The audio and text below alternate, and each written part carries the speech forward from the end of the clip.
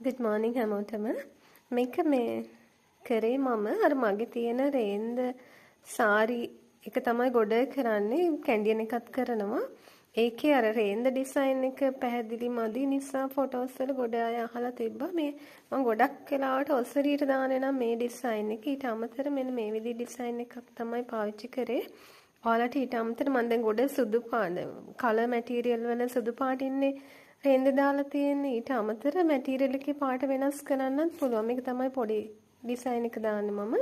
Material වල පාට වෙනස් කරන්න පුළුවන්. ඊළඟට රේන්ද පාට වෙනස් කරලා ගන්න පුළුවන්. රේන්ද පාට ගණනාවක් තියෙනවා. මේ මල් ළඟ තියෙන ඩිසයින් හෝ ඔයාලා කැමති ඩිසයින් එකක් තියෙනවා නම් මට හොයාගන්න පුළුවන් නම් ඒව වුණත් පාවිච්චි කරලා හදන්න පුළුවන්. මේක සැමන් පින්ක් එකෙන් එන එක. ඊට පස්සේ ආයෙ රෙඩ් කලර් එකක් තියෙනවා. මේ විදිහේ මහත් ඒවා තියෙනවා.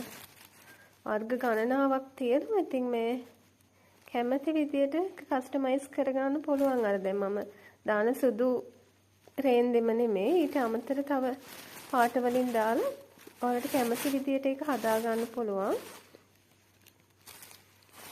ඒ නිසා මේක ඕනේ යාළුවෝ ටික මට WhatsApp පණිවිඩයක් දාන්න. ඔයාලා කැමති ඩිසයින් එකක් තියෙනවා නම් කලර් එකක් තියෙනවා නම් මේ ඒ ටික දාලා හදලා දෙන්න පුළුවන්. මෙන්න මේ විදිහේ ලස්සන එකකුත් තියෙනවා.